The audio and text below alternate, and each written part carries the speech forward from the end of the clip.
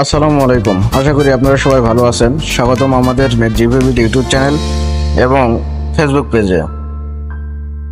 আপনার কি বুকে ব্যথা হয়, হাঁটার সময় শ্বাস নিতে কষ্ট হয়, ডাক্তারের প্রেসক্রিপশনে পেয়েছেন নাইট্রিনেসার? আজকের ভিডিওতে আমরা জানবো নাইট্রোগ্লিসারিন ইউএসপি 2.6 mg অর্থাৎ নাইট্রিনেসার সম্পর্কে বিস্তারিত। এই ওষুধটি কিভাবে কাজ করে, কে খেতে পারবে, কাদের জন্য ঝুঁকিপূর্ণ, সব প্রশ্নের উত্তর থাকছে এই ভিডিওতে। তাই ভিডিওটি শেষ পর্যন্ত দেখুন।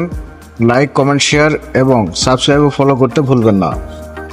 চলুন তাহলে জেনে নেই নাইট্রিনেসার কি। নাইট্রিনেসার হলো একটি নাইট্রোগ্লিসারিন জাতীয় ওষুধ যা নাইট্রেট ক্লাসের মধ্যে পড়ে। এর ব্যবহার মূলত অ্যানজিনা পেক্টোরিস অর্থাৎ বুকে ব্যথা কমানোর জন্য। নাইট্রোগ্লিসারিন এমন একটি ওষুধ যা রক্তনালীগুলোকে প্রশস্ত করে, ফলে হৃৎপিণ্ডের উপর চাপ কমে যায় এবং রক্ত চলাচল সহজ হয়। কিভাবে কাজ করে? নাইট্রোগ্লিসারিন শরীরে গিয়ে নাইট্রিক অক্সাইড তৈরি করে, যা সরাসরি রক্তনালীগুলোকে শিথিল করে। এর ফলে ধমনী ও শিরাগুলো বড় হয়, হৃৎপিণ্ডের অক্সিজেন চাহিদা কমে, রক্তচাপ কমে যায়, অ্যানজিনা বা বুকে ব্যথা থেকে আরাম পাওয়া যায়।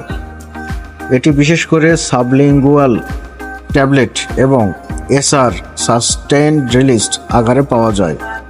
এসআর ফর্ম মানে এটি ধীরে ধীরে শরীরে কাজ করে, দীর্ঘ সময় ধরে কার্যকর থাকে। ডোজ ও ব্যবহার বিধি।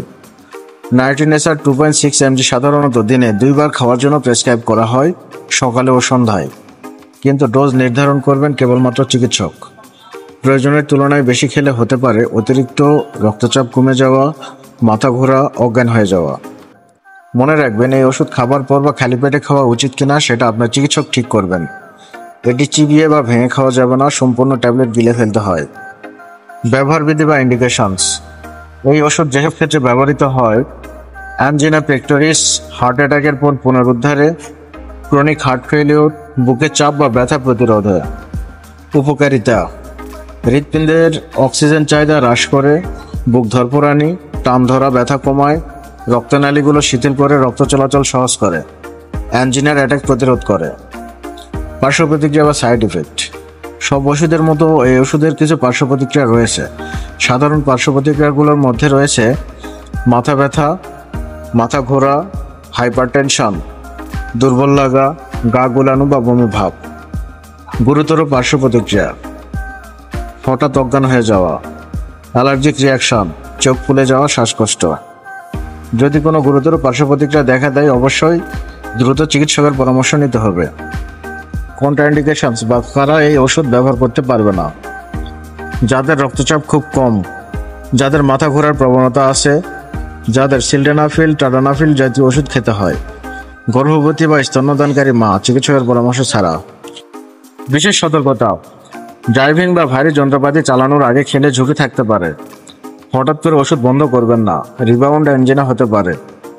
অন্যান্য ওষুধের সাথে প্রতিক্রিয়া বা ড্রাগ ইন্টারঅ্যাকশন।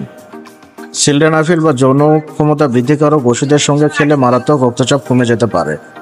উচ্চ রক্তচাপের অন্যান্য ওষুধ, অ্যালকোহল বা সেডেটিভ ওষুধ। সুতরাং আপনি যদি অন্য কোনো ওষুধ গ্রহণ করেন, অবশ্যই আপনার চিকিৎসককে তা জানান।